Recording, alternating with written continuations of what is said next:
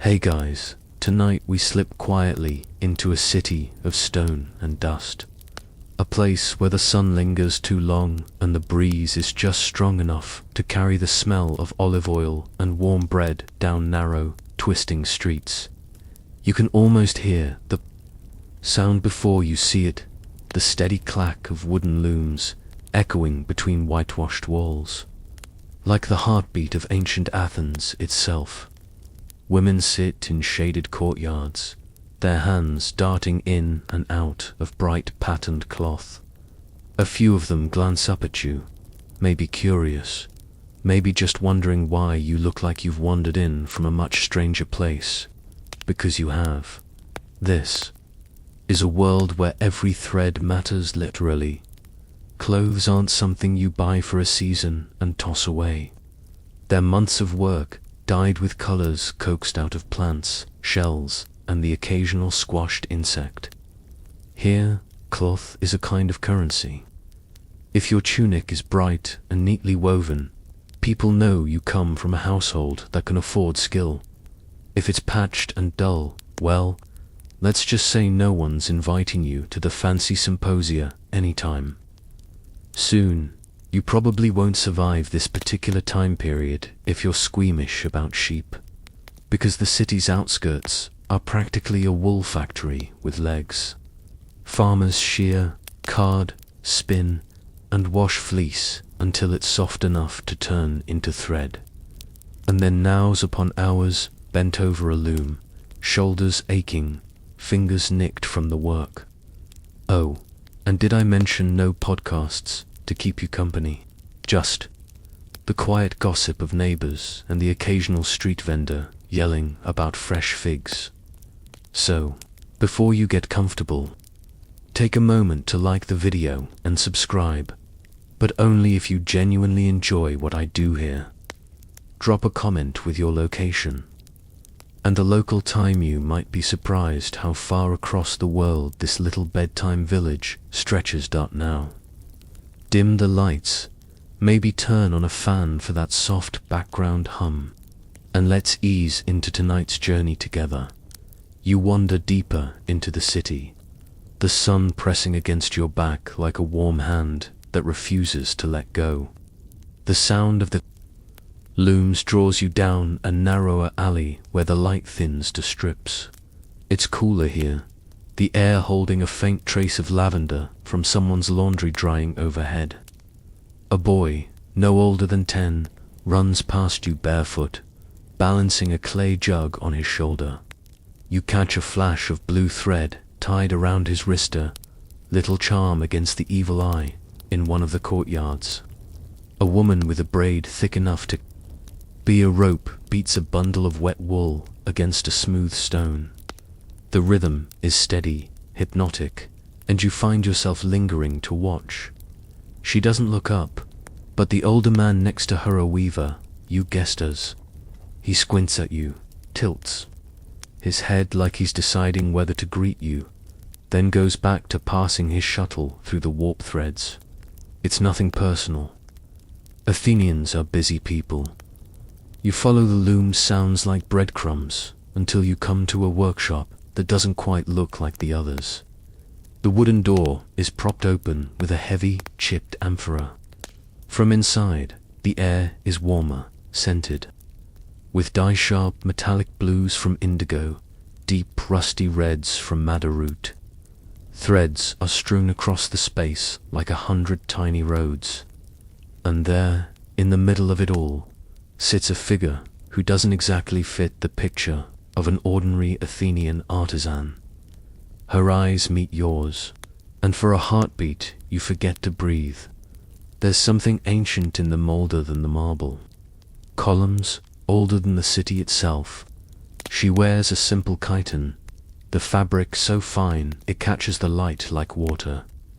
Her hands move across the loom with a speed that's almost unnatural. You know who this is, though it feels absurd to admit it to yourself. Athena, goddess of wisdom, war, and it's rather inconveniently for everyone else, weaving.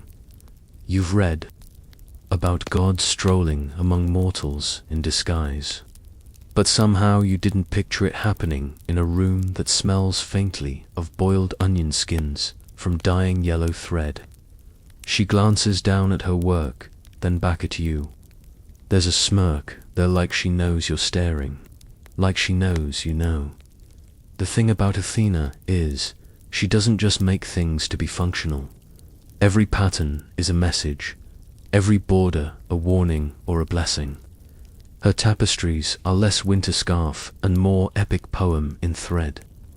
And today, though you don't know it yet, she's weaving something with a very specific mortal in mind. Outside, you hear the faint thud of a pestle grinding pigment in a neighboring yard. A donkey brays somewhere down the street, as if objecting. To the noise, in the upper air, swallows dart back and forth, stitching the sky with invisible threads. You can almost feel the city breathing around you. Athena adjusts her seat, fingers tightening on the shuttle. She doesn't speak, but there's a quiet tension in the air as though she's waiting for something or someone. And the longer you stand there, the more you realize that this quiet moment at a loom is about to unravel into something no one in Athens will forget for a very, very long time.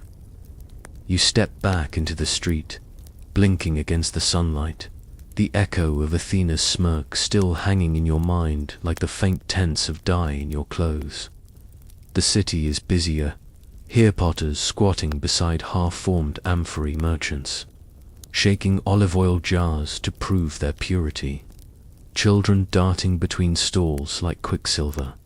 Somewhere above it all, you catch the scrape of sandals on terracotta rooftops. Cats slink along those high edges, tails curling, eyes sharp. You almost expect one to glance down and wink, because this feels like the kind of day where gods and mortals are sharing the same stage. Even if most people don't know they're part of the play, and then there she is.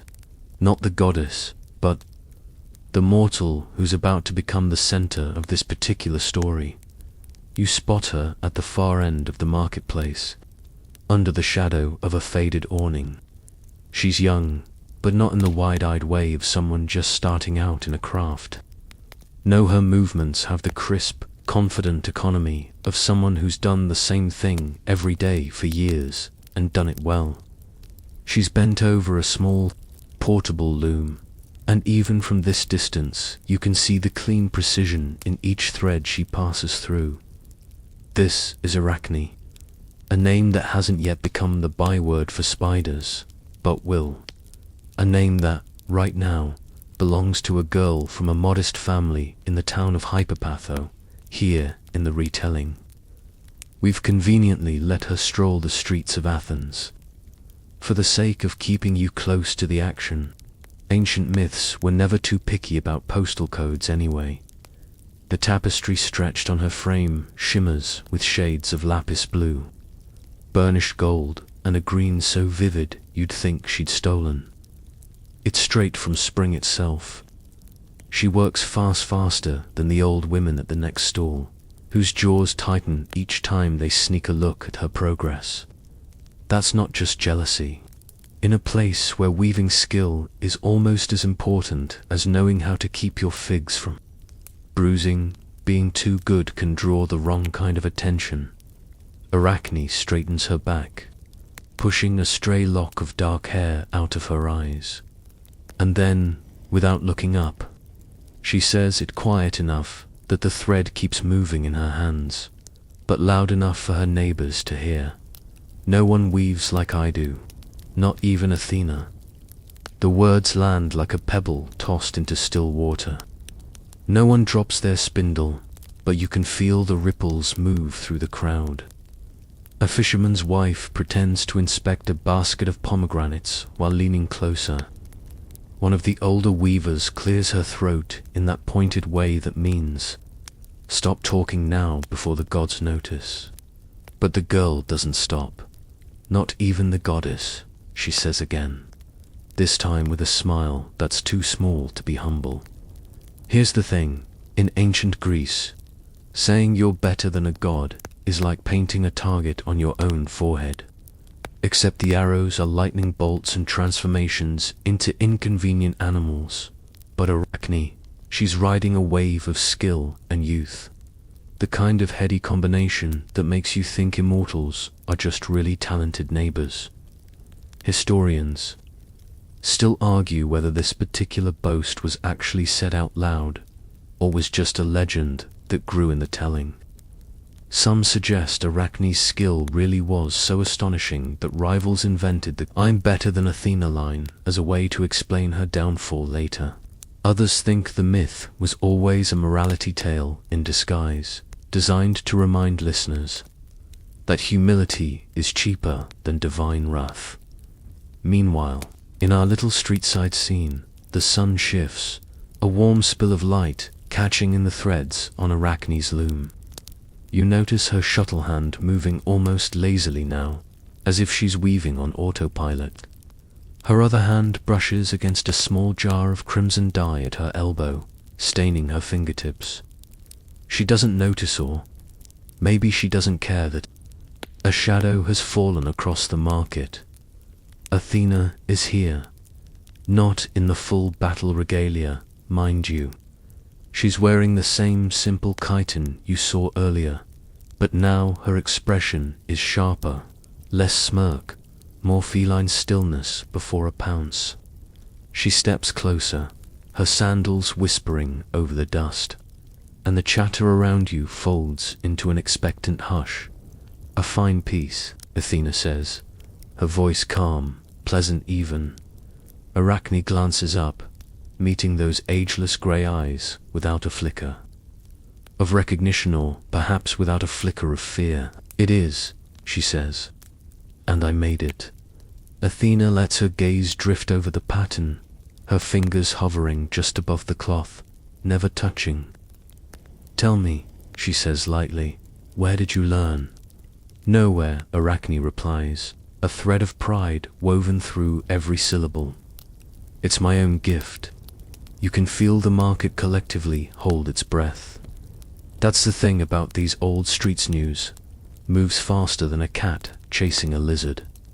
And right now, everyone knows they're watching a moment that could tilt, either toward admiration or divine catastrophe. Athena's smile is faint but unmistakable. "Your own gift," she repeats. "Then perhaps you'd honor me with a demonstration. We could see, you and I, whose hands tell the truer story." The invitation hangs in the air like a drawn bow. No one moves. Somewhere, far off, a goat bleats, in a way that somehow feels inappropriate for the tension in the room. Arachne's answer is as inevitable as the setting sun. "Gladly." And just like that, the threads of fate start tightening around both of them. The moment the word "gladly" leaves Arachne's lips, the air changes. It's not that the wind stops or the sunlight dims, it's subtler than that. It's like the space between heartbeats stretches just a fraction too long, and you realize the gods have a way of making time lean in to listen. A few heads in the market turn away as if to say we saw nothing, while others lean closer, feigning interest in baskets of onions so they can catch every word.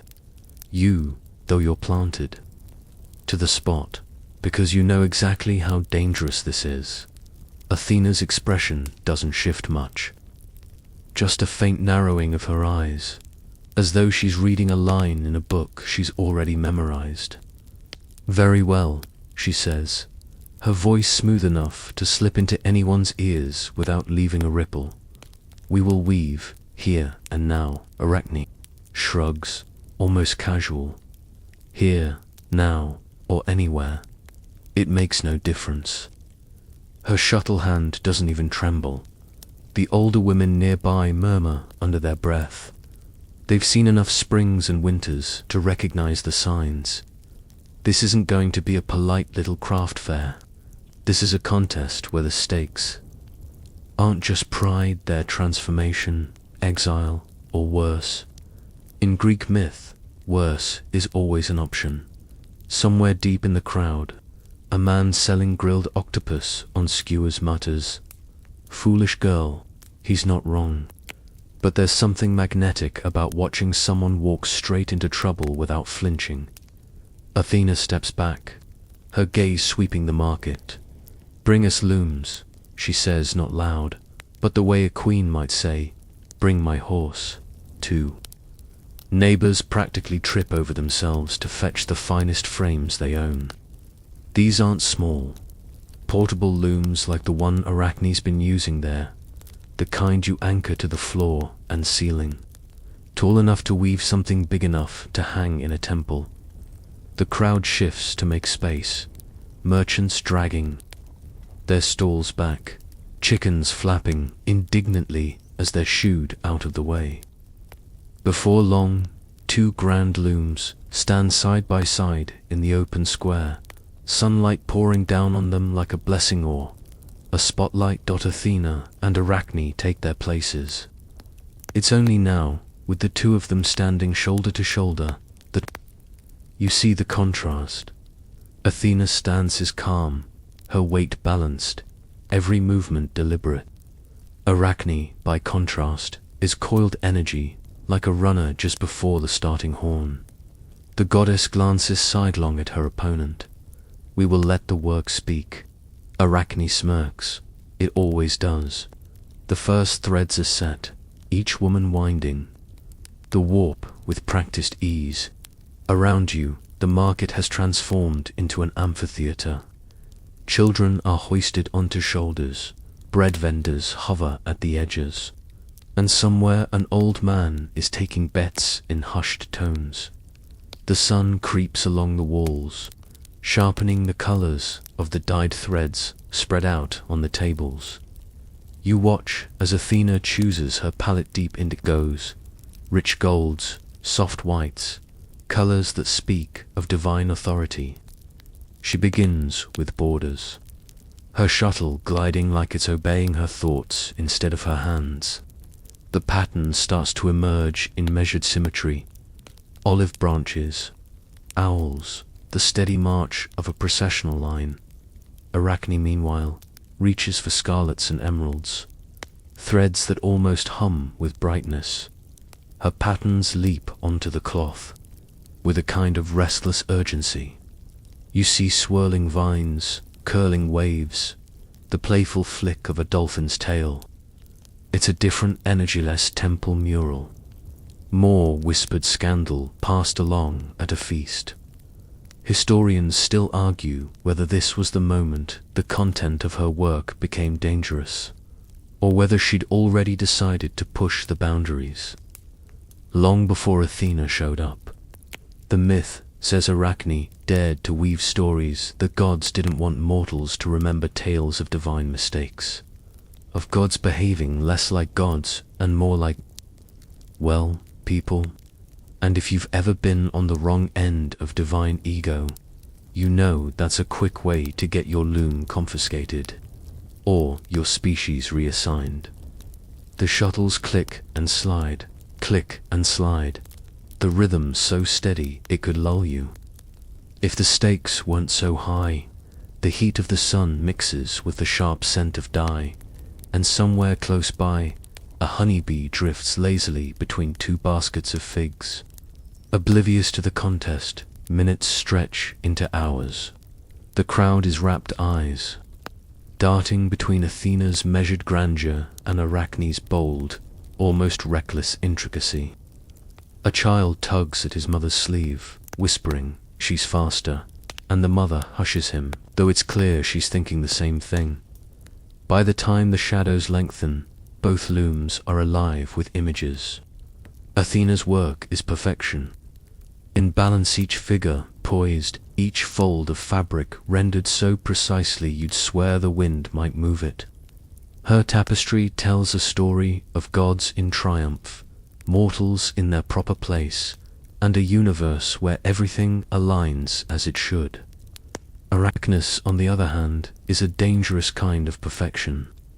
Her figures dance and writhe with life, the colors daring the eye to look away. But the stories, The stories show Zeus disguising himself to chase mortal women, Apollo tricking a shepherd, Dionysus weaving chaos through a king's court. It's not mockery, it's truth, and that makes it worse. Athena doesn't speak. Not yet. She just steps back from her loom, her hands at her sides, while Arachne knots her final thread with the satisfaction of someone who believes they've just rewritten the order of the world, and maybe, for a moment, she has. The crowd that's gathered in the marketplace is as still as woven cloth itself. Every thread of conversation has been pulled, taut. Every curious glance fixed on the two tapestries that now hang in the afternoon light. The difference between them is more than style. Athena's work gleams with the calm authority of someone who has nothing to prove and yet proves everything. Each panel is a hymn in thread. The gods in radiant procession, the olive tree standing tall as a gift to humankind, the owls watchful, gaze promising wisdom to those who respect it. The colors are rich, the lines flawless, but there's also a sense of restraint, every element exactly where it belongs, as if the tapestry had been waiting for her hands to bring it into being. Work, however, well, it's the kind of thing that makes you lean closer without meaning to. Every inch of the cloth is alive with movement. Mortals dance with a joy that feels contagious. Their hair flies, their robes swirl. Gods appear here too, but not in the polished glory of temple carvings.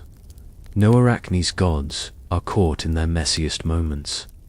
There's Zeus, transformed into a swan, sidling toward Lydia with a look that belongs more in gossip than scripture.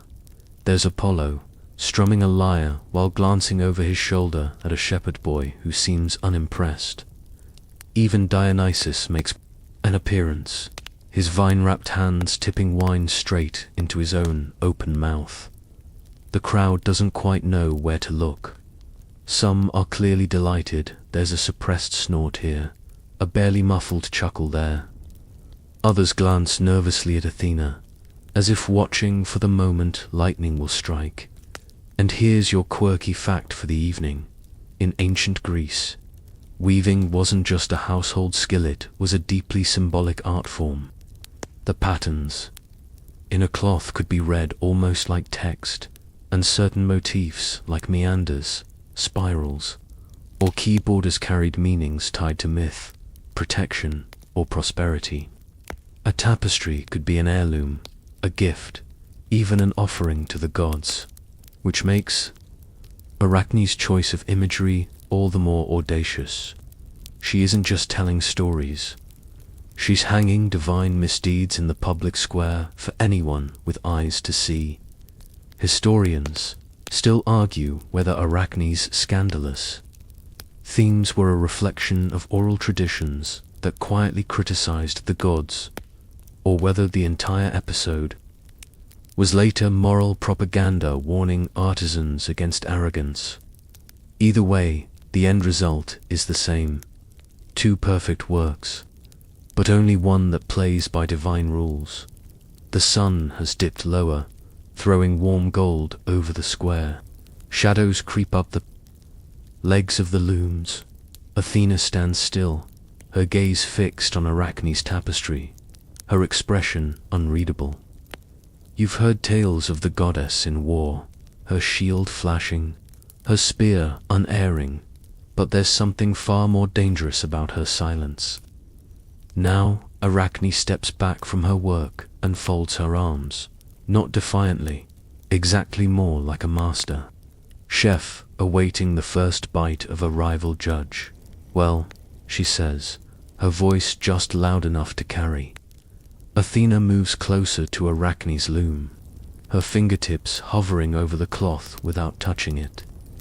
Up close, she can see what the rest of the crowd has seen from afar. The work is flawless.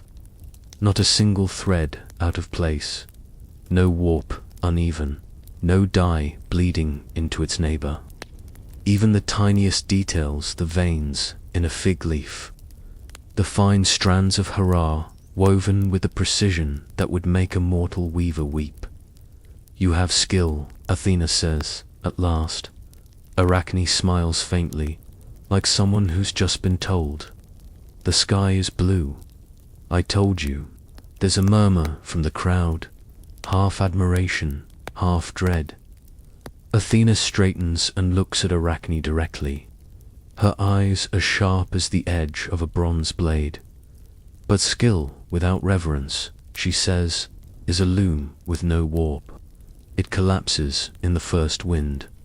Or Arachne says, it is freedom. A tapestry with no master but the truth. It's bold to bold.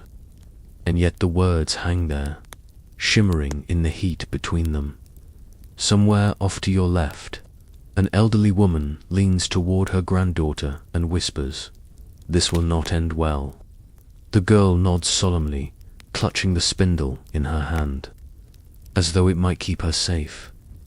And still, Athena doesn't strike. No thunder, no punishment, not yet. Instead, she turns slightly so the entire crowd can hear her next words. "Then let the people judge." It's not a request.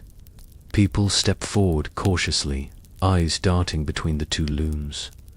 They look at Athena's ordered procession, then at Arachne's riot of color and scandal. You see brows furrow, lips twitch. A man in a tunic, patched at both knees, murmurs something to his neighbor. The neighbor nods. By the time the line of onlookers has made its way past both works, the verdict is written on their faces if not spoken aloud. Both are perfect, but one tells the sanctioned truth, and the other, the truth the gods would rather keep folded away. Athena's jaw tightens almost imperceptibly. She knows it. Arachne knows it. And so do you. The marketplace has that strange kind of quiet where sound still exists, sandals scuffing, a cough here and there. The faint creak of loom would settle in, but it all feels muffled, like someone's draped a thick wool blanket over the air. You can sense that everyone is waiting for Athena to speak again, or to act, or to simply decide what will happen next. The goddess steps toward her own tapestry first, resting her hand lightly on the frame. "This," she says, her voice carrying, without effort, is the story of harmony, of order, of the world as it should be, gods in their wisdom, mortals in their gratitude, and the blessings that come from knowing one's place. It's a speech crafted with the elegance of someone who has addressed assemblies, councils, and battlefields. The crowd nods in agreement, not necessarily because they believe every word, but because it's hard not to nod when a goddess is speaking directly to you. Then she walks to Arachne's loom. She doesn't touch the cloth, doesn't need to. "And this," she says, "is the story of disorder, of irreverence, of mortals who believe the errors of the gods are equal to the gifts of the gods." Arachne doesn't flinch. "Errors are part of the truth," she says, "and truth is what weaving should tell." A stir moves through the crowd, like the rustle of a sudden breeze through olive trees. Someone in the back mutters, "She's going to get herself killed." Athena tilts her head slightly, her grey eyes fixed on Arachne as though she's seeing every moment of the girl's life all at once. The long hours bent over a loom, the calluses on her hands, the stubborn spark that refuses to dim. And if the truth offends, Athena asks, then perhaps, Arachne replies, it was meant to. That's it. The thread snaps not on the loom, but in the air between them. The crowd seems to sense it. They pull back slightly, as if a storm cloud has just drifted low enough to graze the rooftops. Here's your mainstream historical fact for the section. In ancient Greek culture, contests whether in athletics, music, or craft were not simply displays of talent, they were tests of divine favor. Victories were often interpreted as signs that the gods had chosen a side, which means that in challenging Athena directly, Arachne hasn't just entered a competition, she's essentially demanded the universe take a position on her existence. Athena steps closer, and for a moment her voice drops, meant only for Arachne, but still audible to those nearest. You are skilled beyond any mortal I have seen, but your pride is a flaw greater than any missed stitch. Arachne's reply comes instantly. Pride in skill is not a flaw, it is a truth. Historians still argue whether this exchange actually happened, or whether it's a later embellishment to sharpen the moral lesson. Some suggest the myth served as a quiet political warning, don't embarrass your betters in public. Others believe it's an artisan's parable, told by weavers themselves, as a way of acknowledging that genius and danger often share the same loom. Athena's gaze hardens, and she finally says the words that tip this from contest into punishment. Then you will weave forever and see if your truth holds. At first, nothing happens. Arachne blinks, confusion flickering across her face, and then she shivers, her hands twitching as though the threads on the loom have grown icy under her fingers. The crowd gasps not in unison, but in a ripple, as Arachne's skin seems to pale, her limbs to draw inward, her hair darkens and thins into fine strands. Her fingers lengthen and split, curling into too many joints. The transformation is slow enough for everyone to see each unsettling shift, yet fast enough that no one dares step in. Quirky tidbit: the ancient Greeks believed spiders' silk was both magical and ominous. Its near-invisible strength was admired, yet its association with traps made it a symbol of cunning and inevitability. It's no wonder they'd trace such a creature's origin back to a mortal who defied a goddess by the time the change is complete. Arachne is no longer a young woman standing at her loom. She is a small, dark-bodied spider, her legs delicate, but purposeful, already finding anchor points on the frame to spin a new, impossibly fine web. The square is silent, except for the faint, whispery sound of silk unspooling. Athena watches her for a long moment before turning to the crowd. Let all who see remember, she says. Skill without humility leads only to this. No one argues, no one moves. It's as if the goddess's words have pinned them in place just as surely as a fly in a web. And then, just as quietly as she arrived, Athena turns and walks away, her sandals tracing a path through the dust that no one dares to follow. You stay a moment longer, watching the little spider work.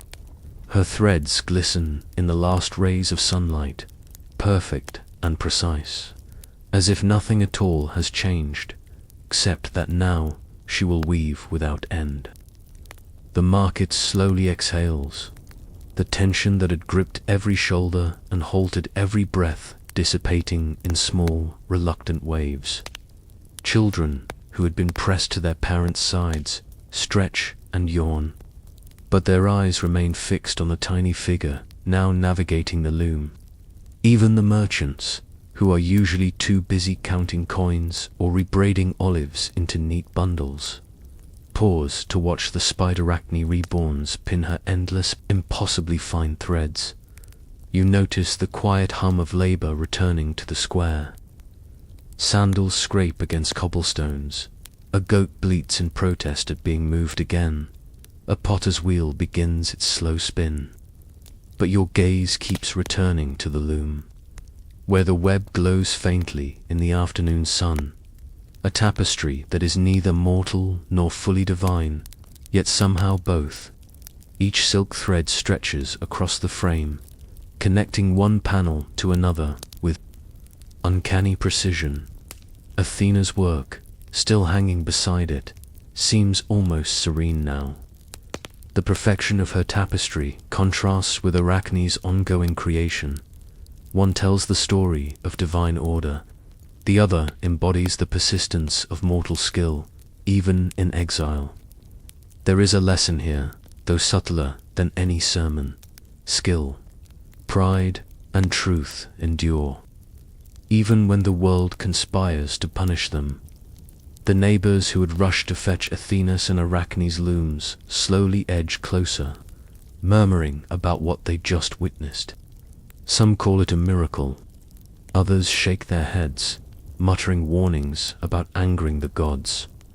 The children whisper that they saw Arachne turn into a spider. Their parents nod solemnly, but refuse to elaborate. The story is larger than words. They know it, and they fear it. Historians still debate the origin of this tale, pondering whether the mythic transformation represents a real moral warning against hubris, or if it's a reflection of ancient weaving cultures' acknowledgement of extraordinary talent. Regardless, the essence remains. Weaving, in the Greek imagination, was not simply an art form, but a mirror of society, morality, and divine will. You watch the tiny spider move along the warp threads, her legs gliding with elegance over the golden and crimson silk. Each movement tells a story, not just of punishment, but of persistence. She does not rush, does not falter. Her artistry continues unabated. The threads, impossibly fine, shimmer under the sunlight, tracing patterns that might someday be forgotten or revered. Quirky fact, the ancient Greeks often used the spider as a metaphor for fate, a creature that spins tirelessly, connecting moments and lives in a web that is invisible until you stumble into it. Arachne's fate has become literal, her loom now both her prison and her canvas. As you linger, the first evening shadows stretch across the square, softening the colors of both tapestries. The people begin to move again, their footsteps muted by awe and fear. But every few minutes, someone glances back at Arachne's web, unable to look away.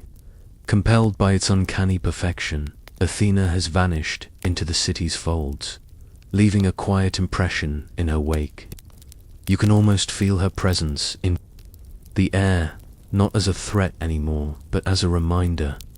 Talent and hubris are entwined, and the threads of consequence run long and far. Even the marketplace itself seems transformed. The smell of olive oil and drying laundry now carries a faint hint of mystery.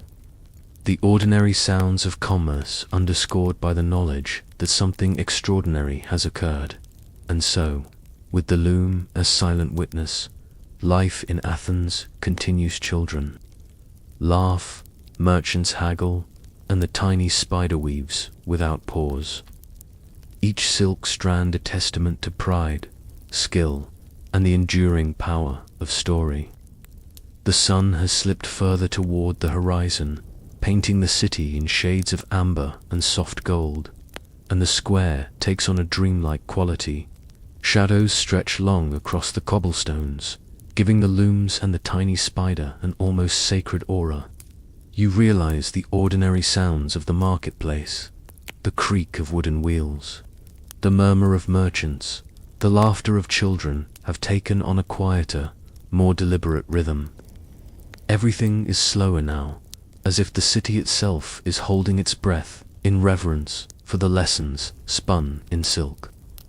Athena's tapestry hangs pristine, untouched, a lesson in perfect form and restrained narrative.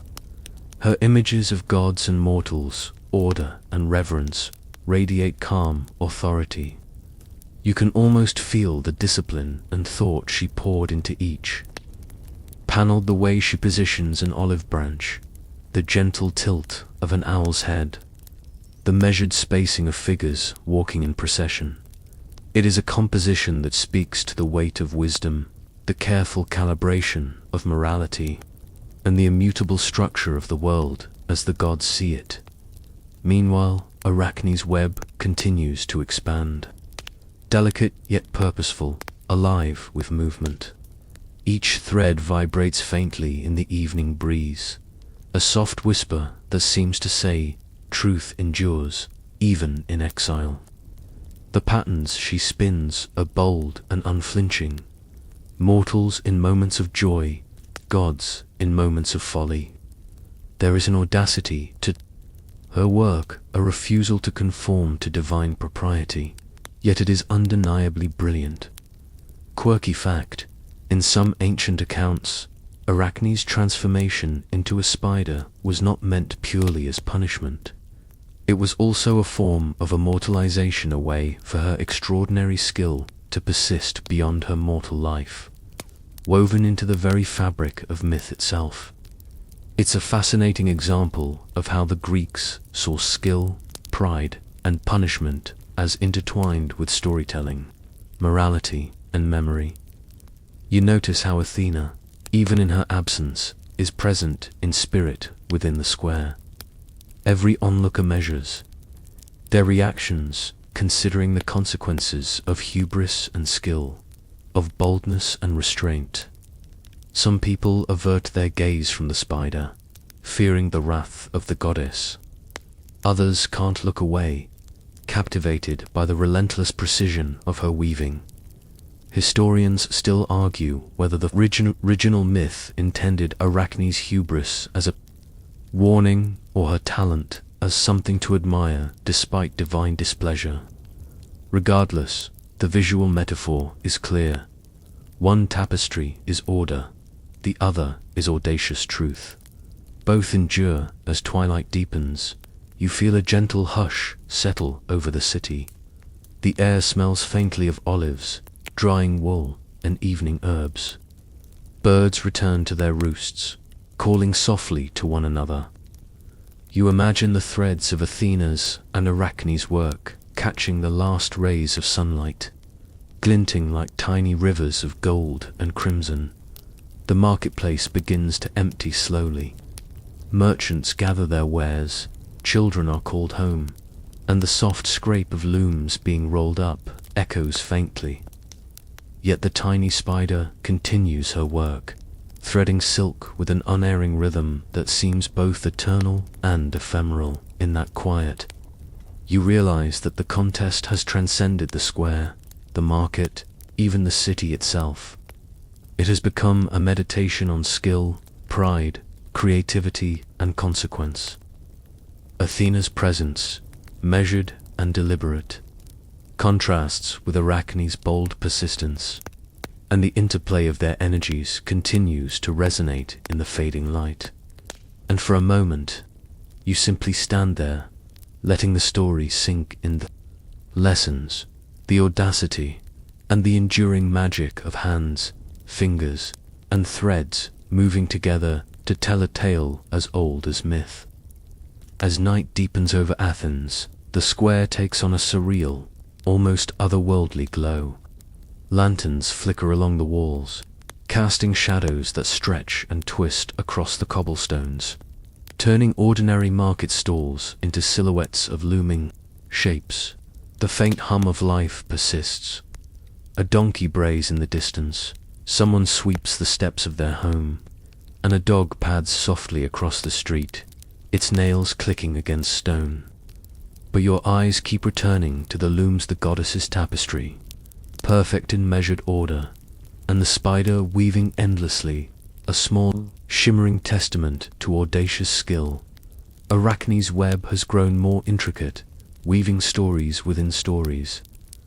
Mortals dance in scenes so vivid that it's almost as if they might step off the silk and into the square.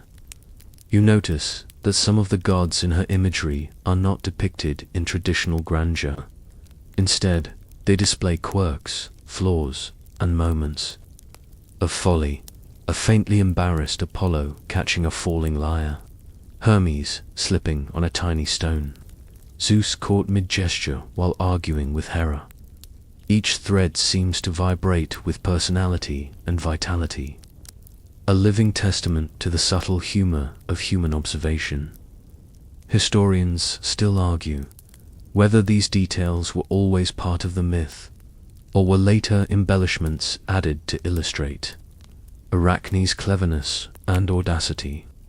Either way, her tapestry represents a kind of storytelling that refuses censorship, tells both truth and opinion, documenting the foibles of gods in a way the establishment might not have appreciated.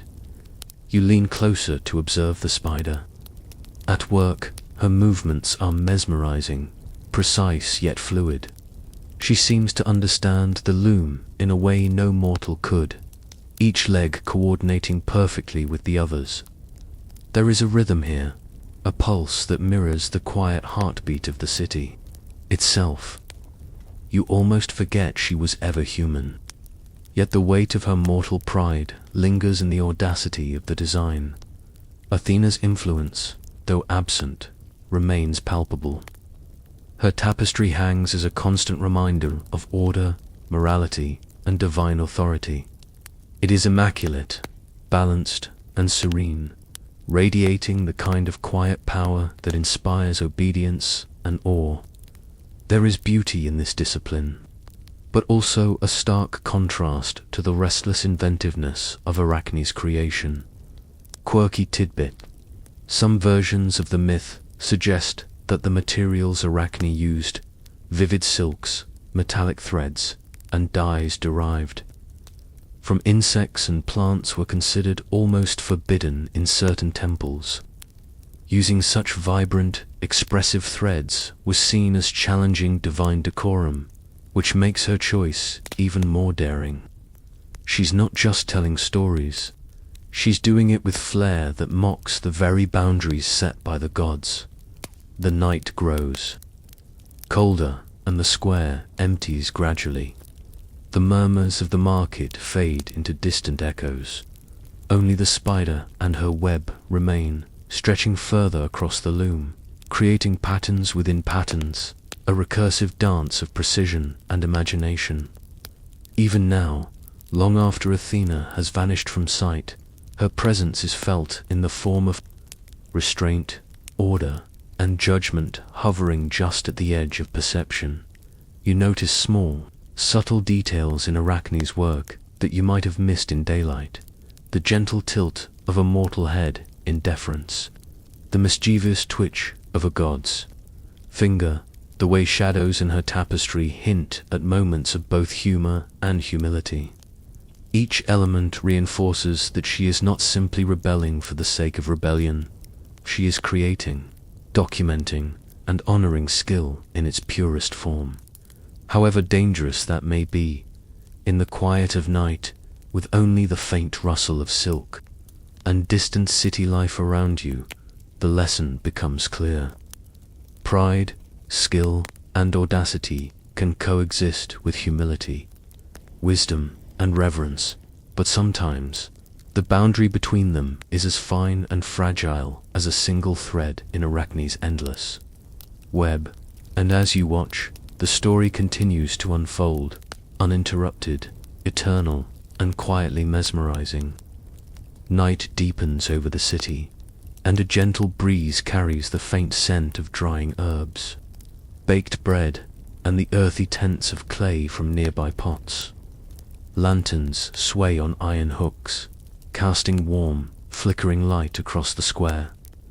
The streets are mostly empty now, save for a few late wanderers and a stray dog padding along, nose twitching. Yet your attention remains fixed on the looms, where the goddess's tapestry gleams in ordered perfection, and the tiny spider, Arachne, continues to weave with relentless precision. You realize something striking. The tension that had once hung thick in the air is now replaced by a curious fascination. The market square has transformed into a quiet theater of observation.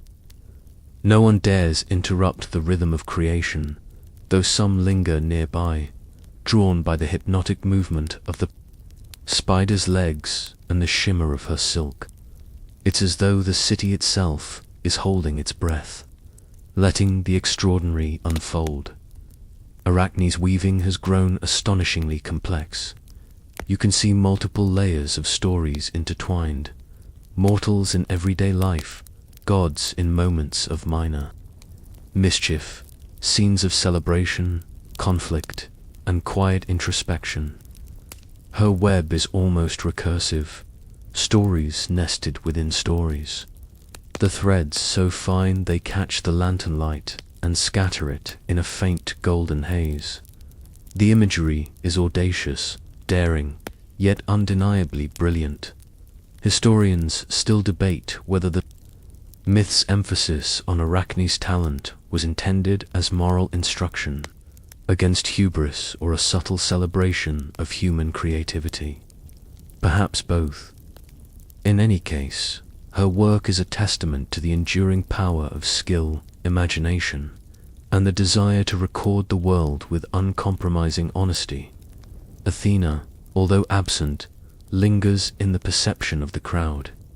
Her tapestry represents order, restraint, and divine authority. The juxtaposition between the two works, the goddesses' disciplined perfection versus Arachne's bold storytelling, creates a quiet tension that resonates far beyond the square. You feel it too, a mixture of awe, apprehension, and admiration. Quirky tidbit: spiders were often seen in Greek culture as symbols of fate and ingenuity. Their webs, delicate yet unbreakably strong, mirrored the interconnections of life and the inescapable threads of destiny. In this sense, Arachne's transformation is less punishment than a symbolic elevation of her skill forever weaving, forever telling stories that cannot be ignored. The night air grows cooler, the faint sounds of Athens fading into distance. The lantern's glow softens, and even the shadows seem to pause in deference to the ongoing artistry. Arachne moves steadily, legs coordinated with uncanny grace, her tiny body navigating the loom with precision. Every thread she spins reinforces her identity, her pride, and her defiance. Yet it also hints at a new kind of freedom, one that exists outside the immediate judgment of the gods. You watch the patterns emerge, figures frozen in motion, gestures so subtle they almost escape notice, and motifs within motifs, creating layers of meaning. There is humor here, small, sly glances between gods, a tiny mortal's mischievous smile, as well as reverence for the craft. The web is not just a tapestry, it is a living record of skill, audacity, and the interplay between mortal creativity and divine oversight. And as the night stretches on, you realize the lesson is quietly settling into your mind. Genius and pride, when paired with skill, are both dangerous and magnificent, enduring far beyond a single lifetime, captured forever in the threads of a story that refuses to end. Dawn arrives slowly over Athens, brushing the city in pale pinks and soft golds. The market square, which had been wrapped in night's hush, begins to stir once more. Early risers step out of their homes, yawning and stretching, while bakers light fires in their ovens, and the faint aroma of freshly baked bread drifts along the cobblestones. Yet despite the return of everyday life, your attention is drawn back to the looms. Athena's tapestry remains untouched, perfectly balanced in its portrayal of order and divinity, while Arachne's tiny spider form continues to weave tirelessly, the threads catching the soft morning light and glinting like liquid gold. You notice the crowd that has gathered earlier is now absent, replaced by the quiet rhythm of daily activity. Merchants arrange their goods, children chase each other across the square, and the occasional traveler pauses to look at the looms, intrigued by the stories they tell. Arachne's web stretches even further, her narrative threads connecting moments, figures, and gestures into a continuous, mesmerizing pattern. Her weaving is more than decoration, it's storytelling in motion. mortals in the tapestry bend and twist, engaging in scenes that reflect not only daily life, but moments of cunning, humor, and cleverness. The gods appear too, their expressions humanized, sometimes awkward, sometimes humorous. This bold approach has always made scholars debate the intent behind the myth. Was Arachne merely illustrating talent, or was she subtly mocking the divine order? Either way, the craftsmanship is undeniable. Quirky tidbit: some ancient sources suggest that the thread Arachne used contained traces of crushed insects and plant dyes, a method that allowed her work to shimmer with iridescence under sunlight. This minor technical innovation made her tapestry even more remarkable. Blending scientific curiosity with artistic flair, historians still argue whether Arachne's transformation into a spider was intended to immortalize her talent or to serve as a stark warning about hubris. It seems both possibilities coexist within the myth, leaving room for interpretation. You sense this ambiguity in the quiet of the square, as if the story itself is still weaving through time, shaping perception even centuries later. Athena's absence is felt like a silent weight. Her tapestry, though static, represents a standard of perfection and the consequences of challenging divine authority. Arachne's relentless work, on the other hand, embodies persistence, ingenuity, and the enduring power of human creativity. Both forces coexist in the square, creating a subtle tension between restraint and boldness, reverence and audacity. The morning air carries the faint rustle of silk threads, whispering almost imperceptibly as the spider moves. Each step, each strand reinforces the narrative she continues to create, one that challenges, delights, and captivates. The patterns seem endless, recursive, a tapestry within a tapestry. Threads spinning stories that will outlast anyone who pauses to watch. You feel an odd serenity as you stand there, observing the interplay between divine order and mortal genius. The quiet sounds of Athens fade into a background hum, while the threads of Arachne's web vibrate with a life of their own, teaching a lesson in patience, skill, and audacious storytelling that echoes far beyond the square. By mid-morning, the sun climbs higher, spilling brighter light across the city. The market square, now awake in earnest, hums with activity. Merchants shout prices, children dart between stalls, and the occasional donkey's bray pierces the air, yet your eyes keep returning to the looms. Athena's work hangs untouched, radiant in its measured beauty, each line and border a study in divine order.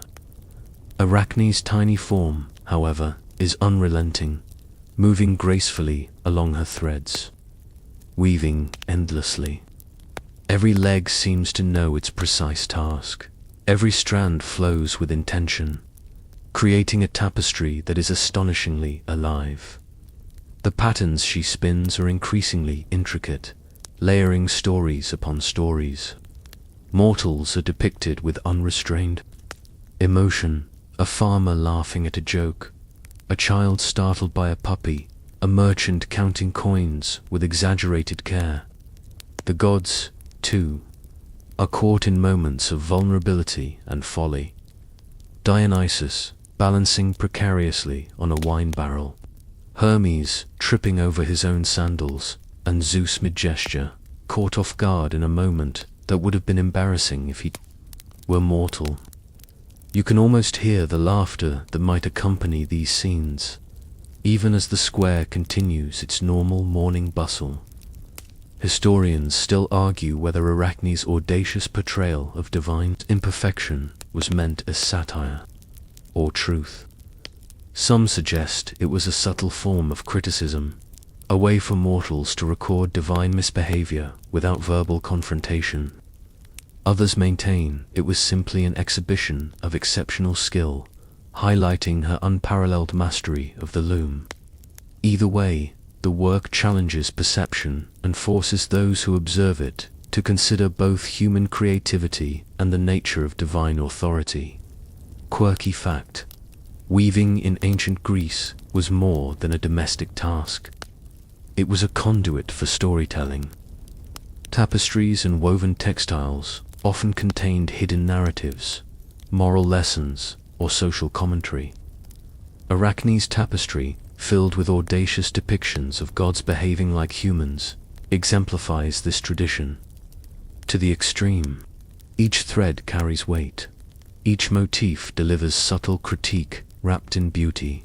Athena's looming presence, though unseen, is felt in every thread of Arachne's work. The goddess's order and precision hang in contrast to the free-flowing, audacious narratives spun by the tiny spider. This interplayed fine control versus mortal ingenuity forms the central tension of the myth. A tension that is as much philosophical as it is visual. You notice a subtle rhythm emerging in Arachne's weaving.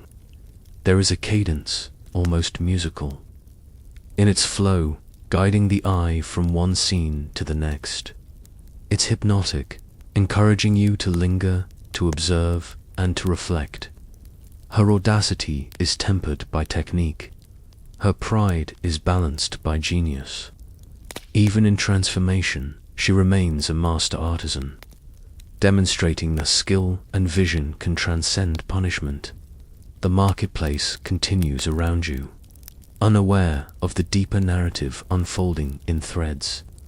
But for anyone who stops, even briefly, the lesson is clear: extraordinary skill, audacity, and the pursuit of truth, even against divine expectation, leave a mark that endures far beyond a single moment or lifetime. The afternoon sun warms the square now, turning cobblestones into gentle radiators of light and shadow. The air carries the mingled scents of baked bread, drying herbs, and fresh water from nearby fountains. Despite the bustle of daily life, your gaze repeatedly drifts to the looms, the silent witness of both order and defiance. Athena's tapestry maintains its serene perfection, each figure meticulously placed, every pattern harmonious and deliberate. In contrast, Arachne's tiny form continues her tireless work, her silk threads glimmering like strands of captured sunlight. Her weaving is mesmerizing. You notice subtle motifs repeating across different scenes.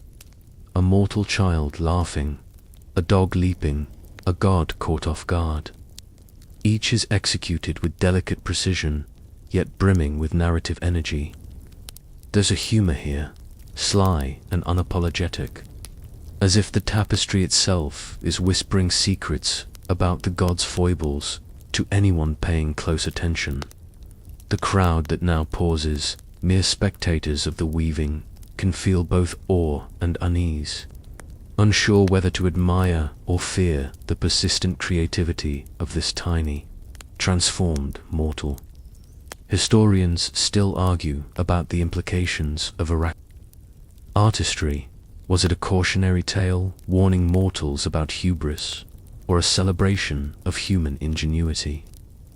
Some suggest the story reflects ancient Greek ideas that talent and audacity are inherently intertwined with danger, a notion underscored by Arachne's eternal transformation. Others claim it's a broader metaphor. Mastery and innovation often exist in tension with authority, whether divine or societal. Quirky tidbit: spiders' webs were sometimes considered magical in ancient Greek culture, admired for both their strength and their invisibility. The Greeks recognized the spider's ability to create something delicate yet enduring, a natural parallel to Arachne's extraordinary skill, now forever embodied in silk.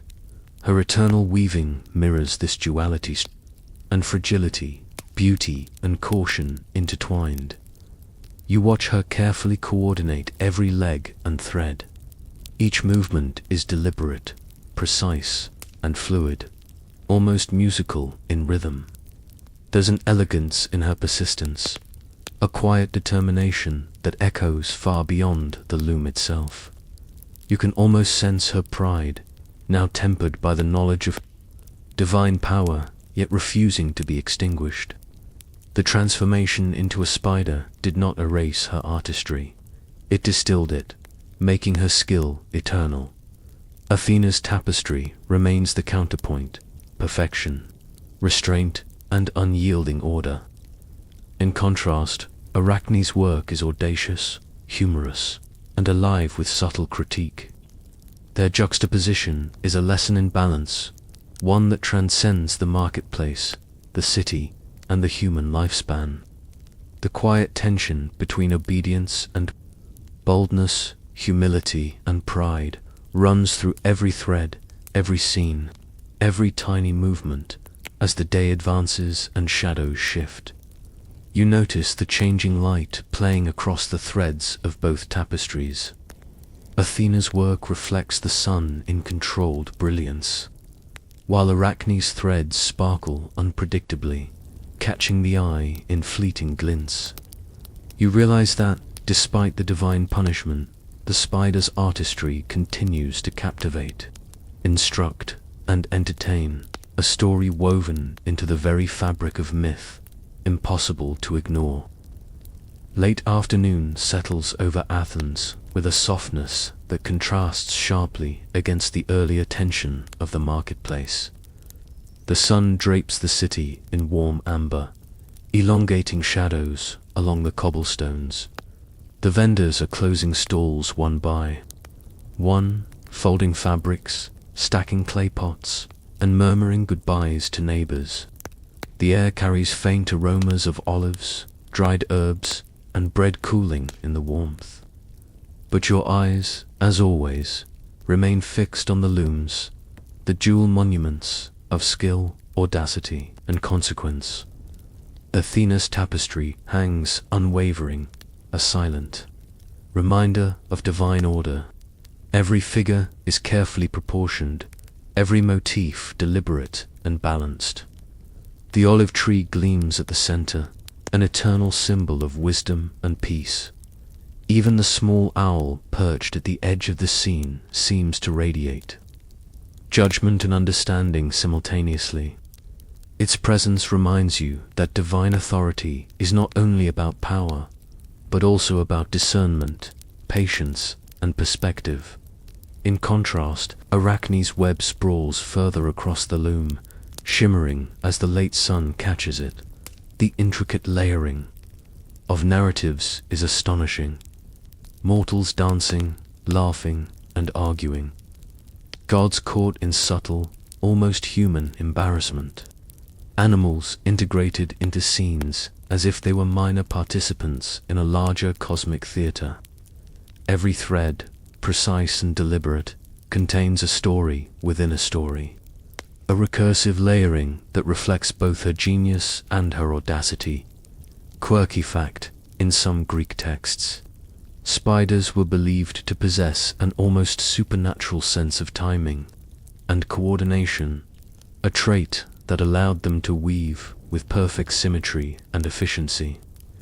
This aligns perfectly with Arachne's eternal weaving, a symbolic affirmation that her skill, though punished, is recognized and immortal. Her web isn't just decorative, it's a living testament to precision, persistence, and narrative audacity. Historians still debate whether the myth of Arachne served as a cautionary tale against hubris or as a subtle celebration of exceptional human talent. Some argue that her transformation reflects the inherent tension in Greek culture between reverence for the divine and admiration for mortal achievement. Others contend that the story is more about morality than artistry, a reminder that skill without humility can provoke consequences. Either way, the narrative persists, spinning threads of debate that mirror the physical threads of her tapestry. You notice small, almost imperceptible details in her weaving that elevate the work. A god's faint smile, a mortal child's subtle mischief, a shadow that hints at unintended consequences, the tiniest nuances that bring the scenes to life. Her fingers, now transformed into delicate spider legs, move with uncanny coordination, an elegance that belies the punishment that created her form. Athena's influence continues to echo in the square, even though she is absent. Her tapestry remains the standard, the silent counterpoint, a measure of perfection against which Arachne's audacity can be observed, debated, and admired. The interplay of their creations is an ongoing dialogue between restraint and risk, obedience and ingenuity, humility and pride. As twilight approaches, the square is quiet again. Lanterns are lit, casting golden pools of light that shimmer across cobblestones and loom threads alike. The spider weaves on, uninterrupted, eternal, and mesmerizing. Her movements, rhythmic and deliberate, speak to a truth that surpasses divine reprimand. Skill, audacity, and creative vision are enduring, capable of transcending mortality and leaving a lasting imprint on the world. You take a deep breath, feeling the weight of this lesson sink in, and for a moment, the line between punishment and immortality, pride and genius, order and audacity blurs. In the quiet of late afternoon, the story spins onward, endless and compelling, a reflection of both human creativity and divine consequence intertwined. Night falls gently over Athens, and the city is bathed in a soft silver light from the rising moon. The square, once bustling with commerce, now hums with quietude. Lanterns flicker along narrow streets, their golden glow blending with moonlight, to create a tapestry of shadow and illumination. The looms remain at the center, silent witnesses to both divine order and mortal audacity. Athena's tapestry continues to hang pristine and unwavering, a monument to meticulous balance, while Arachne's tiny spider form moves steadily along her web, weaving endlessly under the soft glow of night. The patterns she creates have become increasingly elaborate. Scenes unfold within scenes, mortals engaged in everyday life, gods in moments of subtle folly, animals interacting with humans in ways that feel deliberate yet playful. The detail is astonishing. A child's laughter, a farmer's sly grin, a dog chasing its own tail. Every microcosm is threaded into the larger narrative. It's a work alive with energy, humor, and insight, defying the static nature of the loom. Historians still debate the intent behind Arachne's transformation. Was it divine punishment for hubris, or a symbolic elevation of her talent? Some argue it was meant to immortalize exceptional skill, while others see it as a cautionary tale warning mortals to respect divine authority. Either interpretation captures the tension between pride and skill, audacity and order, mortal and divine, making the myth endlessly compelling. Quirky tidbit: spiders' webs were often used metaphorically in Greek literature to represent fate, the unseen connections of life, and the intricate interplay of actions and consequences. In this sense, Arachne's eternal weaving is more than punishment. It is a literal embodiment of narrative, fate, and the enduring power of human creativity. Her web becomes a chronicle, a map of human and divine interplay that will endure. Long after the square empties, you notice how the spider navigates her loom with perfect precision. Each movement of her legs is measured, every silk strand taut and deliberate. The web expands constantly, layering stories upon stories, creating recursive patterns that reveal both technical mastery and an audacious eye for narrative. Her pride, once dangerous, is now immortalized in a form that is as elegant as it is instructive. Athena's presence is felt even in absence. The goddess's tapestry represents the unwavering standard, the principle of order and judgment. The juxtaposition with Arachne's audacious work invites reflection. Where does genius end and hubris begin? Where does divine oversight meet mortal expression? These questions hang in the night air unanswered, as the tiny spider continues her endless task. The quiet of the square is punctuated only by the faint rustle of silk threads and the occasional distant sound of the city. For those who pause and watch, the lesson is clear. Skill, audacity, and perseverance endure. Even in the face of divine reprimand, creativity persists, weaving a story that spans time, form, and myth itself. You feel a strange serenity as you linger. The interplay of restraint and boldness, order and defiance, human talent and divine expectation becomes almost meditative. And as the night stretches further, the lesson settles softly in your mind, that enduring genius, whether punished or celebrated, always finds a way to leave its mark. The night deepens further, and the city of Athens becomes a muted canvas of silver and shadow. The market square, once alive with bustling activity, is now quiet except for the faint rustle of leaves and the distant call of nocturnal birds. Lanterns flicker softly, their golden glow spilling across cobblestones and casting long, wavering shadows over the looms. Athena's tapestry remains flawless, the embodiment of divine order, while Arachne's spider form continues to weave tirelessly, each silk thread shimmering in the moonlight. Like strands of liquid silver, her weaving is a study in relentless precision and audacious creativity. You notice layers of narrative unfolding simultaneously. Mortals engaged in everyday life, subtle interactions between gods and humans, animals moving with playful purpose. Each thread carries nuance, emotion, and subtle commentary, almost daring the observer to look closer. It is an endless, intricate web of life, folly, humor, and ingenuity. Historians still debate the dual nature of Arachne's tale, whether it is a cautionary story about hubris or an immortalization of extraordinary human talent. The truth may lie somewhere in between, a recognition that skill, pride, and audacity are inseparable, and that one can inspire both reverence and fear.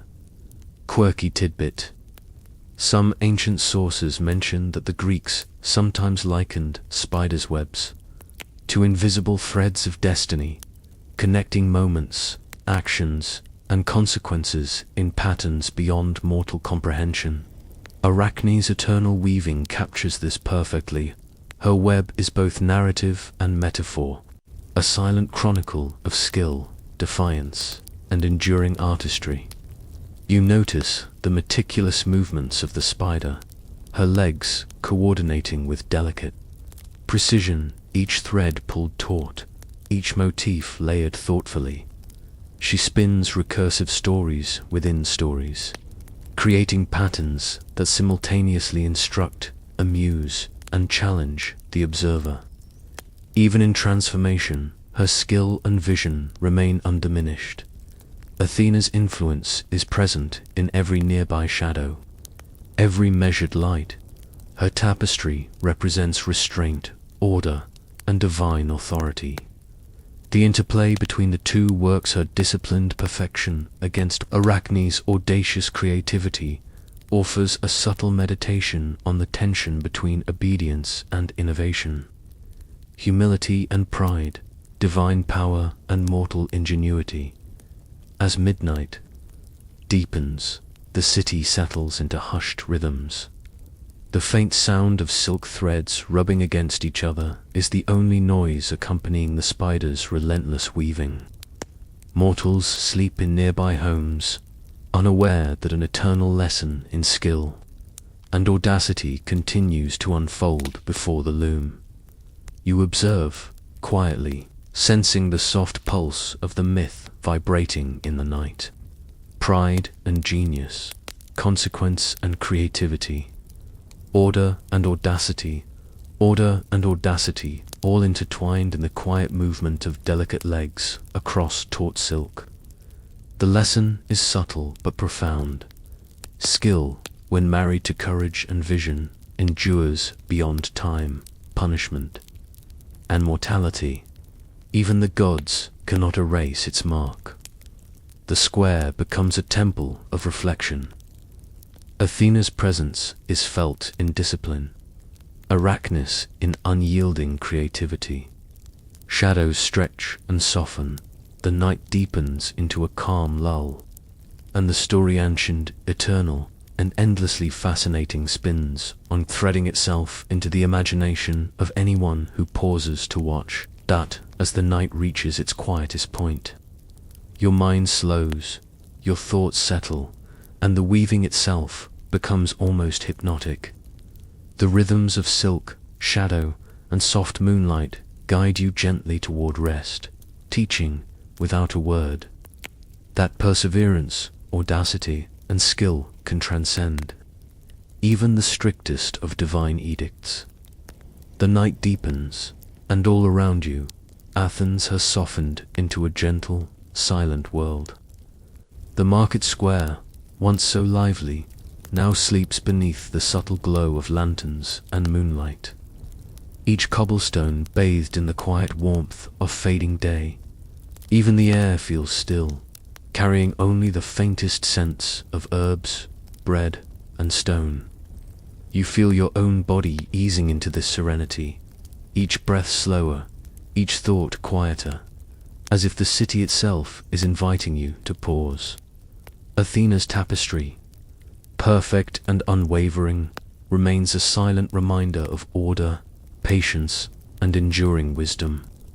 Arachne's web continues its endless dance, delicate threads gleaming faintly in the soft light, weaving stories that are audacious, intricate, and alive. You can almost sense the rhythm of her work, the quiet pulse of creativity flowing through every strand, teaching that persistence and vision can outlast time itself. The night seems to stretch and fold around you, the gentle rustle of silk, the soft movement of shadows, and the distant calls of night birds, creating a lullaby of subtle wonder. Pride, skill, audacity, and patience all mingle in this quiet space. A reminder that even the smallest effort, executed with intention and love, can ripple outward in ways far beyond immediate perception. Your thoughts grow softer, drifting like light threads of the tapestry itself. The story of Athena and Arachne, of divine order and human brilliance, settles into your mind. A quiet meditation on the beauty and fragility of skill, the endurance of creativity, and the gentle lessons hidden in audacity. The city exhales, the shadows lengthen, and the night folds over itself with comforting assurance. Now, you can let your own mind drift along the endless threads, resting, imagining, and breathing slowly, carried into a calm, gentle sleep. The lessons remain, soft and unhurried, whispered in rhythm with the quiet pulse of myth, creativity, and quiet reverence for the enduring spirit.